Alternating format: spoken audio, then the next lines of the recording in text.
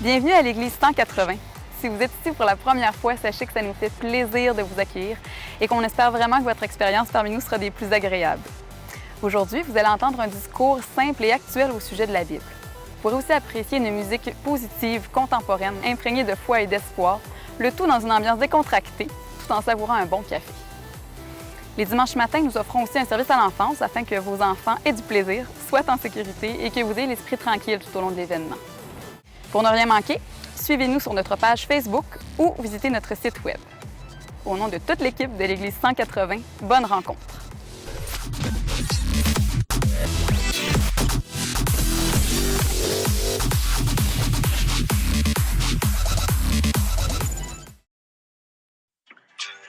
Everything you said, they already knew, more or less. Well, here's something that you didn't know. 2 of those special atomic bombs hadn't gone off.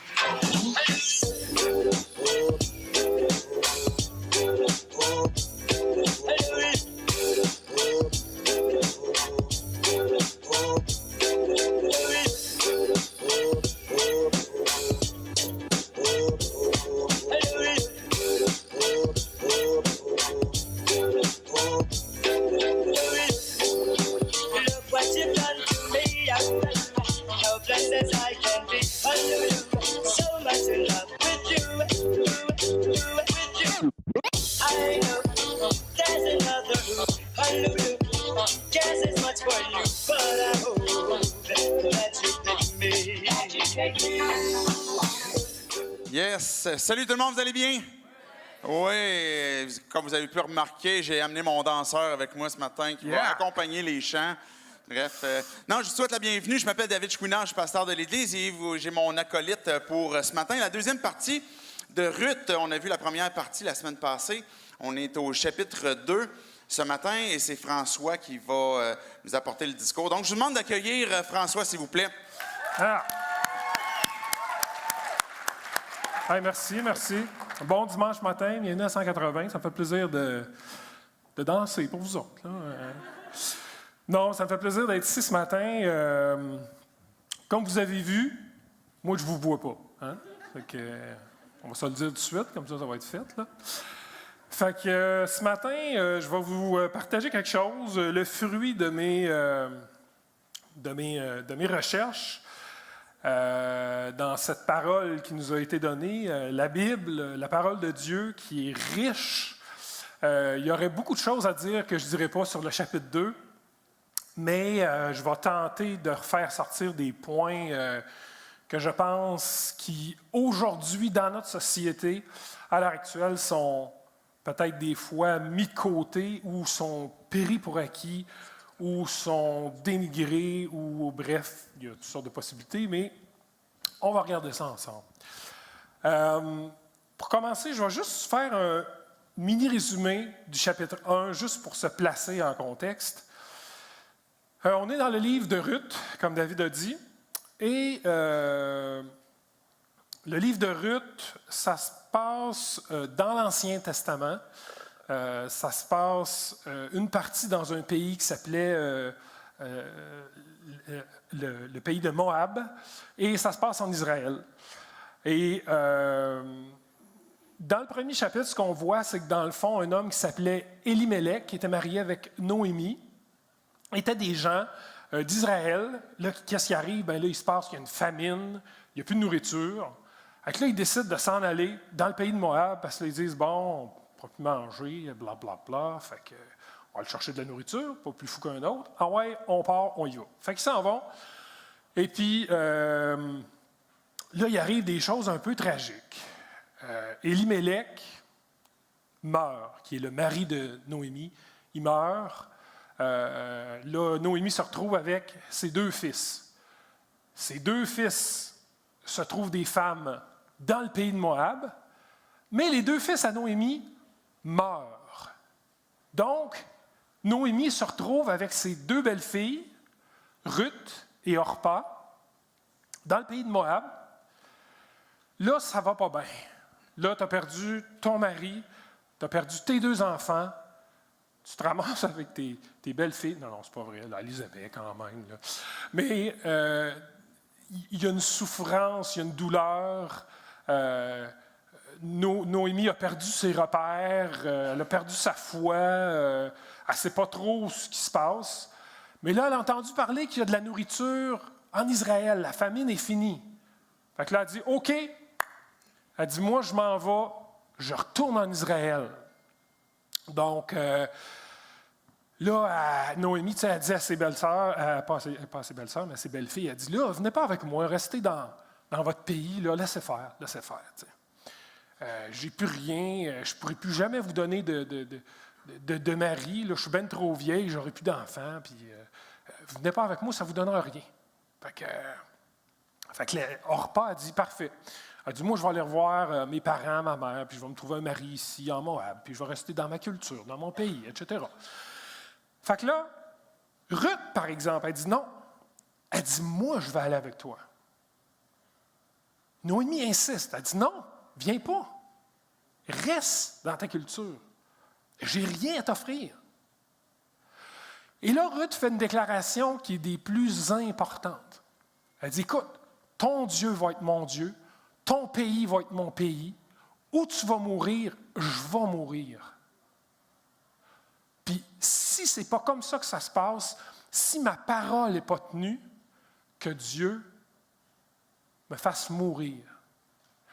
Donc, Ruth est en train de prendre un engagement solennel, solide, ferme. Fait en gros, le premier chapitre, c'est ça. Donc, Noémie, Ruth partent du pays de Moab, puis s'en reviennent en Israël. Maintenant, j'aimerais ça, si on peut exposer le texte, on va lire le chapitre 2 pour savoir où c'est qu'on s'en va là-dedans. S'il vous plaît, monsieur le lecteur. Naomi avait un parent de son mari. C'était un homme puissant et riche du clan d'Élimélec qui s'appelait Boaz. Ruth la Moabite dit à Naomi, « Permets-moi d'aller au champ ramasser des épis laissés par les moissonneurs. J'irai derrière celui qui m'accueillera aimablement. » Elle lui répondit, « Va, ma fille. » Ruth alla ramasser des épis dans un champ derrière les moissonneurs. Il se trouva que la parcelle de terre appartenait à Boaz du clan d'Élimélec. Or, Boaz arriva de Bethléem et dit aux moissonneurs, « Que l'Éternel soit avec vous. » Alors ils lui répondirent, « Que l'Éternel te bénisse. » Boaz dit à son serviteur, chargé de surveiller les moissonneurs, « Qui est cette jeune femme? » Le serviteur répondit, « C'est une jeune femme moabite qui est revenue avec Naomi du pays de Moab. Elle nous a demandé la permission de glaner les épis entre les gerbes, derrière les moissonneurs, et depuis son arrivée, ce matin jusqu'à présent, elle est restée debout et ne s'est reposée qu'un moment dans la maison. » Boaz dit à Ruth, « Écoute, Ruth, ne va pas ramasser des épis dans un autre champ. Ne t'éloigne pas d'ici, reste avec mes servantes. Regarde où l'on moissonne dans le champ et va après elle. J'ai défendu à mes serviteurs de te toucher. Quand tu auras soif, tu iras au vase et tu boiras ce que les serviteurs auront puisé. » Alors elle tomba le visage contre terre, se prosterna et lui dit, « Comment ai-je trouvé grâce à tes yeux pour que tu t'intéresses à moi, une étrangère? » Boaz lui répondit, « On m'a rapporté tout ce que tu as fait pour ta belle-mère depuis la mort de ton mari et comment tu as quitté ton père et ta mère et le pays de ta naissance pour aller vers un peuple que tu ne connaissais pas auparavant. Que l'Éternel te rende ce que tu as fait et que ta récompense soit entière de la part de l'Éternel, le Dieu d'Israël, sous les ailes duquel tu es venu te réfugier. » Ruth dit, « Mon maître, tu m'accueilles avec tant de faveur que j'en suis réconfortée. Tes paroles me touchent, moi ta servante, bien que je ne sois même pas au rang de tes servantes. » Au moment du repas, Boaz dit à Ruth, « Approche-toi, mange du pain, trempe ton morceau dans la vinaigrette. » Alors elle s'assit à côté des moissonneurs et on lui donna du grain rôti. Elle mangea à satiété et garda le reste. Puis elle se leva pour ramasser des épis. Boaz donna cet ordre à ses serviteurs, qu'elle ramasse aussi des épis entre les gerbes et ne lui faites aucun mal. Vous retirerez même pour elle des gerbes, quelques épis, que vous la laisserez ramasser sans lui faire de reproche. Elle ramassa des épis dans le champ jusqu'au soir, puis elle battit ce qu'elle avait récolté. il y eut environ 22 litres d'orge. Elle l'emporta et rentra dans la ville, et sa belle-mère vit ce qu'elle avait ramassé. Elle sortit aussi les gerbes de le reste de son repas et les lui donna. Sa belle-mère lui dit, « Où as-tu ramassé des épis aujourd'hui? Où as-tu travaillé? Béni soit celui qui s'est intéressé à toi. » Ruth raconta à sa belle-mère chez qui elle avait travaillé. « L'homme chez qui j'ai travaillé aujourd'hui s'appelait Boaz, dit-elle. » Naomi dit à sa belle-fille que l'Éternel le bénisse. L'Éternel n'a cessé d'être bon envers nous les vivants comme il l'a été envers ceux qui sont morts. Puis elle ajouta, « Cet homme est notre proche parent, l'un de ceux qui ont droit de rachat sur nous. » Ruth la Moabite ajouta, « Il m'a aussi dit, reste avec mes serviteurs jusqu'à ce qu'ils aient terminé toute la moisson. » Naomi dit à sa belle-fille, « Ruth, il est bon que tu sortes avec ses servantes, ma fille, et qu'on ne te rencontre pas dans un autre champ. » Ruth resta donc avec les servantes de Boaz pour ramasser des épis jusqu'à la fin de la moisson de l'orge et de la moisson du blé. Elle habitait avec sa belle-mère. Fin du chapitre 2. Merci. J'aimerais ça qu'on prie juste pour se positionner, ouvrir, se déposer dans tout ça, puis on va essayer de sortir du jus de ce texte. Merci, Père éternel, pour ta présence. Merci pour ce que tu nous donnes. Que tu puisses, Seigneur Dieu, ouvrir notre esprit pour qu'on puisse voir ce que tu as à nous dire, nous, aujourd'hui, en 2019, à travers ce texte ancien, mais qui parle, encore une fois, de ta bonté, de ta grandeur. Donc, qu'on puisse être à l'écoute et qu'on puisse te voir, Seigneur Dieu, par ta grâce. Amen. Chapitre 2. Bon, un nouveau personnage qui est introduit dans le début du chapitre 2, c'est Boaz. Et comme vous savez, les noms dans la langue hébreuse ont toutes des significations. Et Boaz veut dire poutre, un pilier. Donc, Boaz va venir, à travers l'histoire, faire le pilier, celui qui va soutenir Ruth et Noémie dans leurs besoins, dans leur détresse, dans leur souffrance. Le verset 2 nous dit, Ruth, elle a une idée, elle a un appel. Elle dit à Noémie, elle dit, moi j'aimerais ça aller glaner dans les champs. Bon, ce que ça veut dire, dans ce temps-là, le glanage, c'est un peu comme pour nous autres aujourd'hui, les comptoirs alimentaires. Pour les gens qui sont pauvres, quand on va chercher de la nourriture dans un comptoir alimentaire, c'est exactement ça que Dieu avait dit dans sa loi. Dieu avait parlé et avait dit, écoutez, quand vous allez moissonner, vous coupez les coins ronds et vous en laissez pour que les gens pauvres viennent se chercher de quoi manger. Fait que Ruth a dit, je vais aller glaner. Elle demande ça à Naomi. Mais elle est consciente aussi qu'à l'époque, le glanage, c'était quelque chose de risqué. Parce que la condition de la femme, c'était pas super, honnêtement. Là. Puis c'était un peu dangereux. Ceux qui se ramassaient à glaner dans les champs, des fois, ils pouvaient se faire agresser. Ils pouvaient se faire tabasser. Fait que, puis en plus, Ruth est une Moabite. Un pays qui culturellement est vu comme un pays exécrable par les Juifs.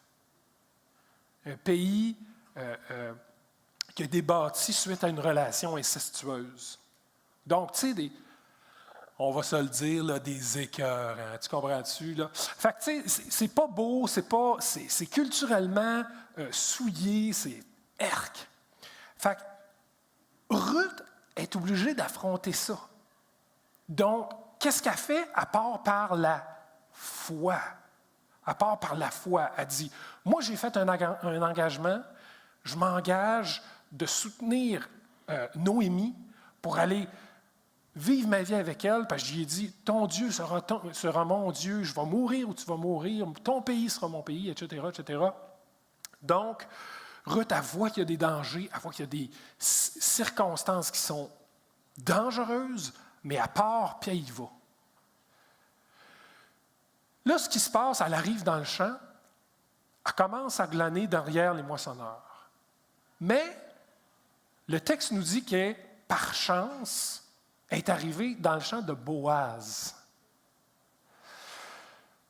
Par chance, c'est un gros mot. Je pense qu'avec Dieu, j'ai de la misère à croire au hasard, ou je vais l'appeler plutôt hasard de Dieu, mettons, parce que j'ai l'impression que de la chance, c'est un peu gros. On n'est pas à la loterie, là. Fait que, elle arrive dans le champ de Boaz et elle se met à ramasser des épis. Et là, pendant ce temps-là, Boaz revient de Bethléem. Il était parti. Il y a des moissonneurs, il y a un chef moissonneur, il y a des domestiques, quelqu'un d'aisé, quelqu'un qui a de l'argent. Puis c'est quelqu'un de notable. Le texte nous présente Boaz comme quelqu'un de notable.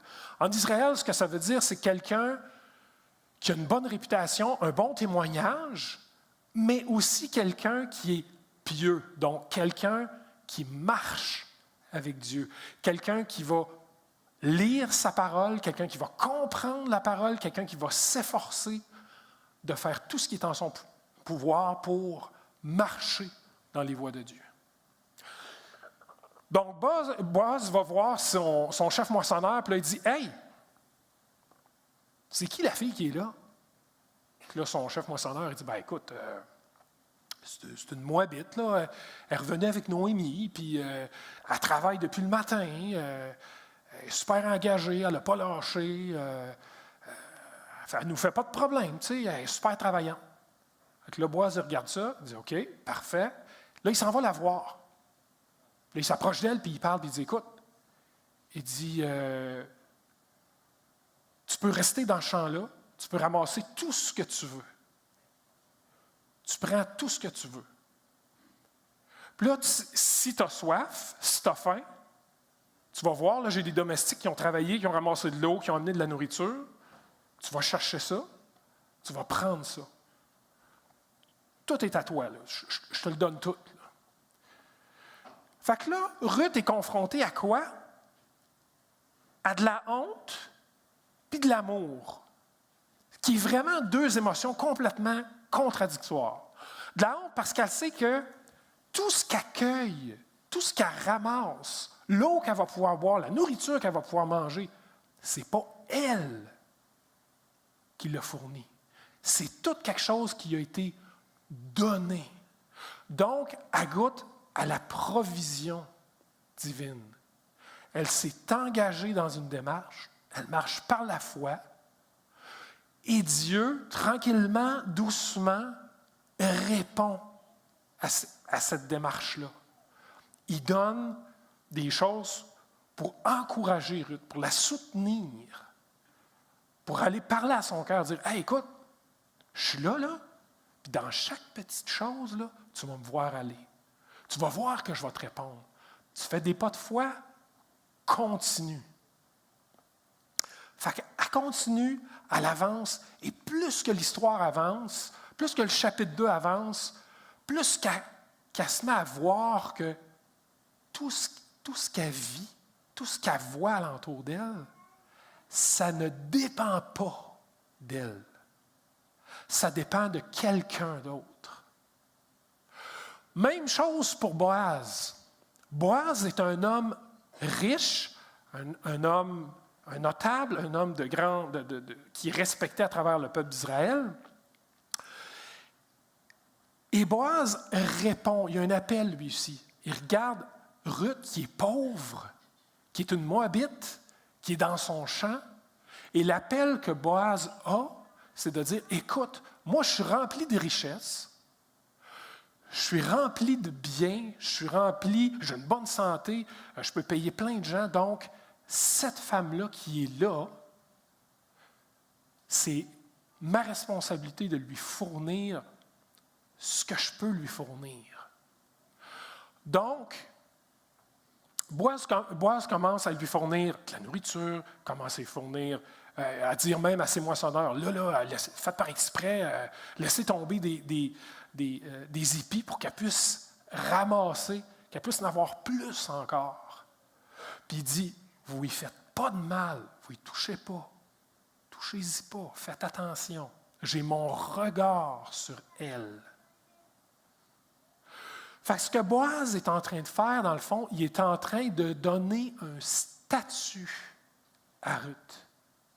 Ruth n'est plus une veuve moabite qui est considérée à l'époque culturellement comme un peuple moins que rien, un peuple sale. Puis les veuves étaient considérées comme des femmes qui avaient raté leur vie parce qu'il n'y avait pas de mari, il n'y avait pas eu d'enfants. Donc, encore une fois, culturellement, ces femmes-là étaient vraiment considérées comme n'importe quoi. Donc, Boaz, en regardant Ruth, puis en investissant des biens, du temps, il va donner un statut, il va donner quasiment un nom, je dirais, à Ruth, une nouvelle identité. Et ce qui est fondamental dans ces deux personnages-là, ce qui se passe à travers cette petite parcelle d'histoire-là, on se retrouve aujourd'hui, nous, en tant que Québécois, on regarde cette histoire-là et on se dit, ouais, qu'est-ce que je peux tirer de ça, moi? Ça me donne quoi de regarder une histoire aussi vieille que ça? Qu'est-ce que je peux tirer de ça? En 2019, dans notre Québec, ici, actuel, on est dans un pays immensément riche.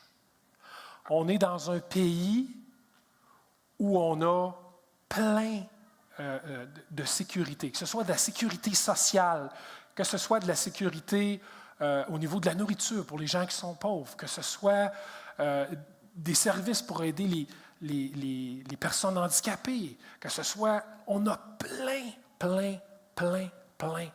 de services. En plus, on est dans un pays en paix. Ce qui est immense, parce que quand on regarde dans d'autres pays, il y en a qui sont en guerre. Il y a dans d'autres pays où on n'a pas de filet social. Quand je parle de filet social, c'est l'aide sociale, la nourriture, l'aide, tout ça. Il y a des pays où ils n'ont pas ça. Puis nous, on est dans un pays comme ça. Pourquoi? Qu'est-ce qu'on a de plus que les autres pays? Notre pays a été fondé sur quoi? Les valeurs judéo-chrétiennes. Les valeurs chrétiennes, le christianisme. Parce que depuis 2000 ans, il y a eu un événement qui est hyper important dans notre histoire. C'est Jésus-Christ, Dieu fait homme, qui est venu mourir à la croix. Il est ressuscité. Et toute cette œuvre-là a fait quoi? A fait circuler des valeurs d'amour qui n'étaient pas dans l'humanité. C'est suite à cet événement-là, à travers tout ce qu'on a vécu jusqu'à aujourd'hui dans l'humanité, les valeurs d'amour du judéo-christianisme se sont déployées, se sont répandues. Donc aujourd'hui, on se ramasse en 2019 où, dans un pays où, au Québec, ici, on peut marcher dans la rue sans se faire tirer, on peut avoir une diversité de religions, on est libre, on peut dire, moi, je m'en vais vivre tout seul dans le bois, puis je fais ma petite vie tout seul. On est libre de tout faire, on n'est pas régi par un gouvernement dictateur, on est vraiment libre en paix. Puis cette liberté-là, elle nous est due à cause de ces valeurs-là. Parce que quand Samuel de Champlain est arrivé ici, il y a 400 et quelques années, il a fondé un pays sur quoi? Sur ces valeurs-là. Les valeurs de la Bible. Ce que le Seigneur nous a laissé. Donc, Samuel de Champlain a fondé notre pays, notre culture, sur cette culture-là. Et tout ce qu'on a aujourd'hui, on ne peut pas le séparer de ces valeurs-là. Peut-être qu'aujourd'hui, vous venez ici, vous ne connaissez pas Dieu. Vous n'avez jamais entendu parler ou vous vous posez des questions sur Dieu. Pour le christianisme, Dieu est vraiment à l'origine de tout. La création, les valeurs morales. Donc, l'humain, on est vraiment une créature. On a été fait par ses mains. Si on est capable de réfléchir, c'est parce que Dieu nous a donné la possibilité de réfléchir, de se poser des questions. Et le fait qu'on regarde Dieu comme un créateur, ce qui vient avec ça, c'est inévitablement de répondre à notre Créateur. Et Dieu nous demande de répondre à ce qu'il a laissé comme valeur. Quand on se sépare de ces valeurs-là, ça a donné toutes sortes de choses qui sont difficiles à comprendre. Je vais vous donner un exemple. Si on regarde, admettons, là, depuis les années 1700, 1800, puis les années 1900, dans notre culture, dans notre histoire, il s'est passé un mouvement très, très puissant. Les gens ont commencé à dire « Hey, écoute, on enlève Dieu de l'équation. Parce qu'on va former les gens, parce qu'on va les instruire, parce qu'on va ouvrir des universités, parce qu'on va former les gens, parce qu'on va leur donner la possibilité d'avoir des connaissances, ils vont être capables de réfléchir par eux-mêmes, puis on aura beaucoup moins de guerre, même plus. Puis on va être capable de dire que les valeurs judéo-chrétiennes servent à rien, ne sont pas là. C'est pas vrai, c'est faux. Et quand on regarde le résultat de ça, on se retrouve au 20e siècle, dans un siècle où il y a eu tellement de massacres humains. C'est le siècle où on a le plus de morts sur les bras. 1 milliard de personnes ont perdu la vie juste dans les années 1900. C'est plus que les 19 autres qui ont précédé. Fait que si on tasse Dieu de l'équation, on a un immense défi. Il faut expliquer le bien et le mal qui se passe sur la planète. Si on prend la perspective qu'on instruit les gens, on leur donne ce qu'il faut pour réfléchir, puis on dit on va être capable de tasser les valeurs judéo-chrétiennes, on a la preuve, avec ce qui s'est passé au 20e siècle, que ce n'est pas vrai. Pourquoi? Parce que les génocides, les guerres qui ont été causées, première chose qu'ils faisaient, ils tassaient les valeurs judéo-chrétiennes. Les hommes disaient, je ne veux plus Dieu, on ne veut plus de ces valeurs-là dans notre pays, on veut établir une nouvelle façon de penser. Donc, exemple, je vous donne un exemple. Joseph Staline, c'est un Russe. Quand il a établi le communiste en 1937, première chose qu'il a faite, il a tué toute l'élite intellectuelle de la Russie. C'est son peuple, là. Il a dit, moi, je tasse les valeurs chrétiennes, je tasse les gens qui sont capables de réfléchir, puis j'installe le communiste. Après ça, qu'est-ce qu'il a fait? Il est allé partout dans le pays, il a enlevé les églises, tout ce qu'il y avait de religieux, tout ce qu'il y avait de rattaché au christianisme, il l'a détruit de bord en bord. C'est terminé, vous n'avez plus le droit. Maintenant, vous allez marcher selon ce que l'État dit. Donc, l'État a la main mise sur ce que vous allez penser, ce que vous allez dire. Puis si vous dites quelque chose contre l'État, c'est terminé, on vous élimine. Et dans chacun des cas, j'ai étudié quelques cas de génocide puis de guerre, la Première mondiale, Deuxième mondiale, etc., etc. Il y a un pattern, il y a une signature. C'est souvent comme ça qu'on se ramasse à avoir plein de dégâts. L'homme dit, moi j'ai la main mise sur Dieu, sur ce que Dieu dit des choses. Je le tasse et je vais faire à ma tête. Aujourd'hui, on se ramasse dans une société, un Québec riche, oui, mais un Québec qui est fondé sur les valeurs chrétiennes, mais on ne veut pas nécessairement Dieu. Pourquoi? Honnêtement, je pense que ça va nous chercher dans le plus profond de nos tripes. Parce que, ultimement, si on essaye d'extirper les valeurs judéo-chrétiennes, on ne peut pas trouver de logique rationnelle pour le bien et le mal. La manière chrétienne d'expliquer le bien et le mal, c'est que Dieu est venu sur cette terre, a marché, il s'est fait homme, il est mort de la mort, une des morts les plus souffrantes qui n'existent pas. En même temps, c'est une mort atroce, mais en même temps, par cette mort-là, il a démontré quoi? Son amour pour la création. Il nous a aimés jusqu'à mourir, à souffrir cette mort, mais la preuve là-dedans, c'est la résurrection. Donc, il est en train de nous dire, oui, vous êtes dans des situations des fois qui ne sont pas faciles.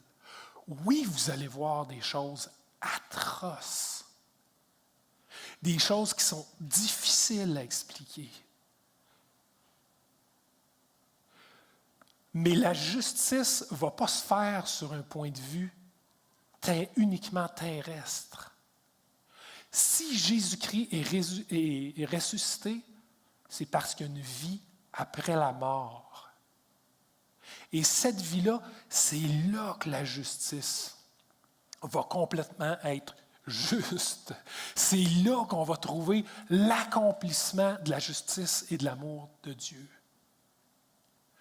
Maintenant, comment on fait pour accéder à cette justice-là? On peut faire des bonnes œuvres.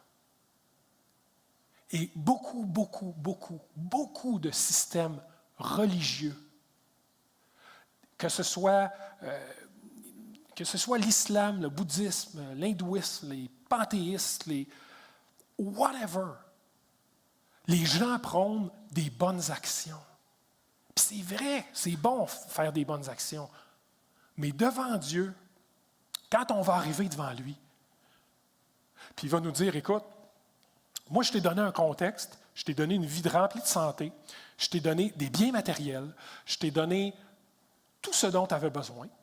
Puis là, qu'est-ce que tu as fait avec? Ah, ben moi, j'ai vécu ma vie, j'ai essayé de faire des bonnes œuvres, puis j'ai payé mes impôts, j'ai payé mes taxes, je n'ai pas écœuré personne, puis... Ouais, puis après? C'est qui t'a donné les biens que tu as? Ah, ben, je pense que l'être humain, il a les capacités pour... Non. C'est qui t'a donné les yeux? C'est qui t'a donné la respiration? C'est qui t'a donné les dons, les talents que tu as? Ah, je descends du singe, puis... Non, c'est pas ça. Ça vient de quelque part. Notre condition d'humain vient de quelqu'un, un Dieu personnel. Puis si on fait nos bonnes actions en dehors de lui, c'est vain. Ça n'a pas de sens. Pourquoi? Combien de gens ont souffert les guerres et les génocides? Sont-ils moins bons que nous autres?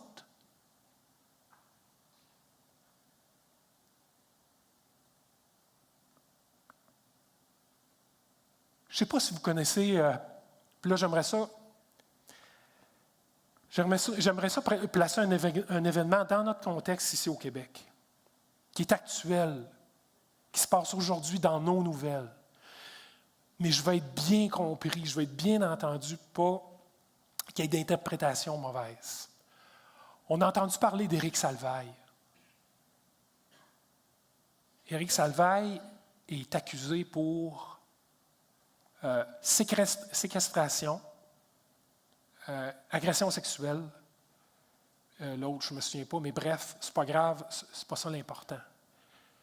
Si on se place dans la pensée athée ou dans une pensée autre, on dit, OK, Éric Salvaille, c'est un homme cultivé, c'est un homme instruit. Qu'est-ce qui pousse à agir comme ça? Qu'est-ce qui pousse?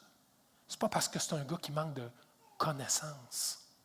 Ce n'est pas parce que c'est un gars qui manque d'intelligence. Ce n'est pas parce que c'est un gars qui ne réussissait pas.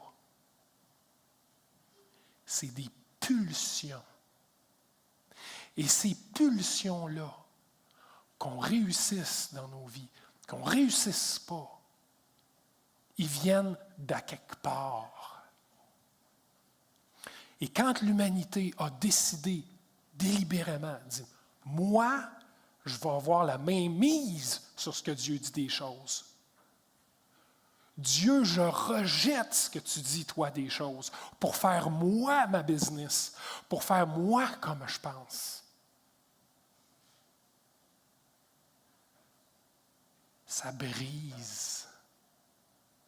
Ça brise.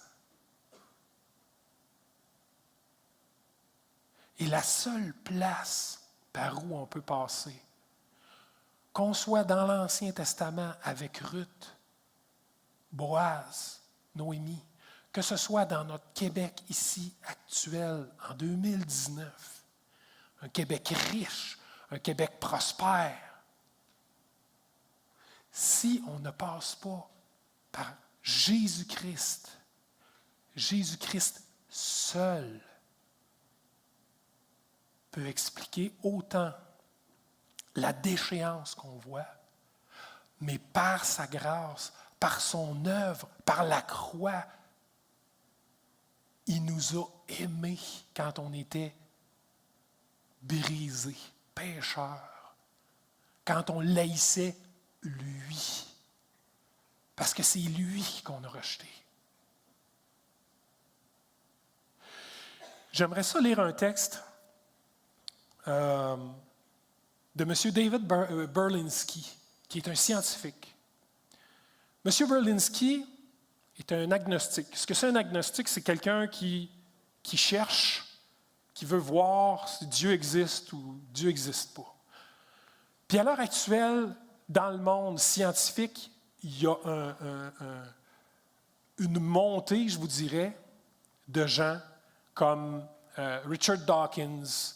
C'est tous des noms peut-être que vous ne connaissez pas, mais de toute façon, ce n'est pas ça le but, ce n'est pas important. Ce que je veux dire, c'est que dans le milieu athée scientifique, il y a une montée, et les scientifiques qui croient au rationalisme de l'être humain, donc à la pensée, vu que les êtres humains, on est capable de penser, on est capable de faire le bien, ils disent qu'il faut mépriser les gens qui sont religieux.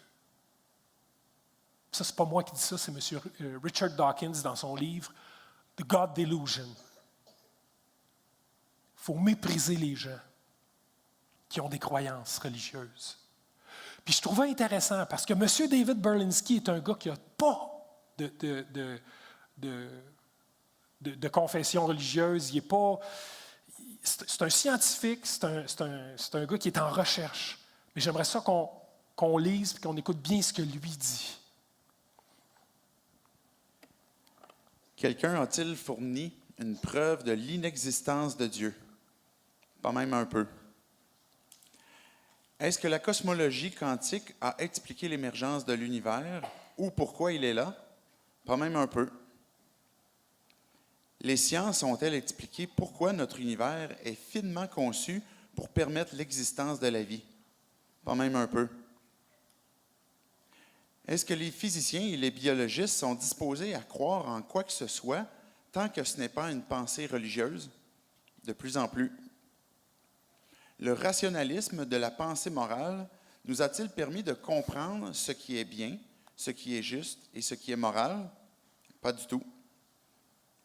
La laïcité du terrible 20e siècle a-t-elle été une force bénéfique? Pas du tout. Existe-t-il une orthodoxie étroite et oppressive de la pensée et de l'opinion dans les sciences, de plus en plus. Est-ce que quelque chose dans les sciences ou dans leur philosophie justifie l'affirmation que la croyance religieuse est irrationnelle? Même pas un peu.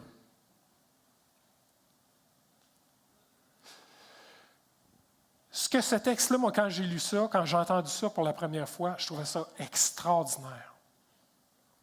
Parce que la création dans laquelle on vit nous parle de quelqu'un. C'est une création qui est personnelle. Ce n'est pas un hasard. Tout ce qu'on est, tout ce qu'on a, tout ce qu'on voit, tout ce qu'on sent, c'est relié à quelqu'un qui veut entrer en relation avec nous. Et M. Berlinski, ce qu'il vient de dire, le texte qu'on vient de lire, c'est exactement ça qu'il dit. Puis, je nous souhaite qu'on soit dans l'Église ou qu'on soit à l'extérieur de l'Église. On a une responsabilité en tant qu'être humain. Si vous ne croyez pas en Jésus-Christ, vous avez à définir pour vous et pour le monde pourquoi il arrive des bonnes choses, puis pourquoi il en arrive des mauvaises. Parce que si vous restez sur une espèce de feeling ou une espèce de « moi, je pense que », vous faites partie d'un tout, vous faites partie d'une humanité. Vous n'êtes pas seul. Les valeurs morales ne sont pas pour une personne seule. Les valeurs morales sont pour une communauté, un pays, le monde. Et ce que je souhaite plus que tout, pas parce que je vous amène ça ce matin, pas parce que c'est mes efforts, mais honnêtement, ce que je veux pour chacun de vous, peu importe où vous êtes rendu dans votre relation, ou votre marche, ou votre découverte avec Dieu, soyez prêts à ouvrir les yeux, puis à ouvrir vos pensées. Parce que c'est ça qui est le plus dur.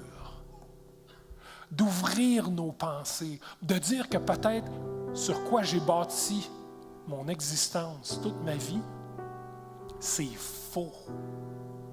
Et ça vaut la peine de revisiter ça. Puis Jésus, j'aimerais ça qu'on aille dans l'Évangile de Marc au chapitre 12. Jésus nous laisse un texte qui est vraiment un appel à ça.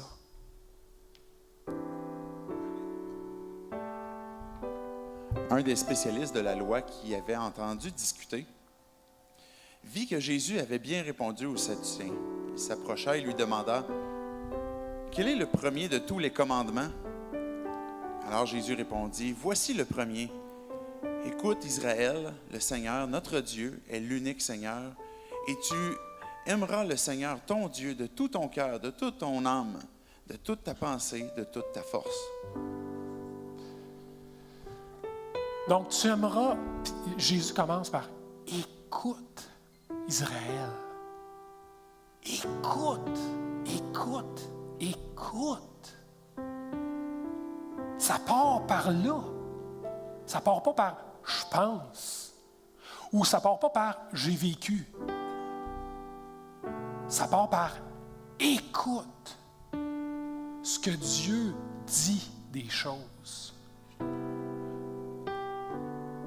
Là, il y aurait eu tellement d'autres affaires à dire. Là. Il y en a plein, il y en a plein, il y en a plein. Mais je vous encourage, tous et chacun, à venir à lui, parler à des croyants. Ouvrez votre pensée. Et méditez sur ces choses. Puis, il y a des promesses reliées avec ça. Cherchez de votre cœur, de votre âme, de votre force, de votre pensée.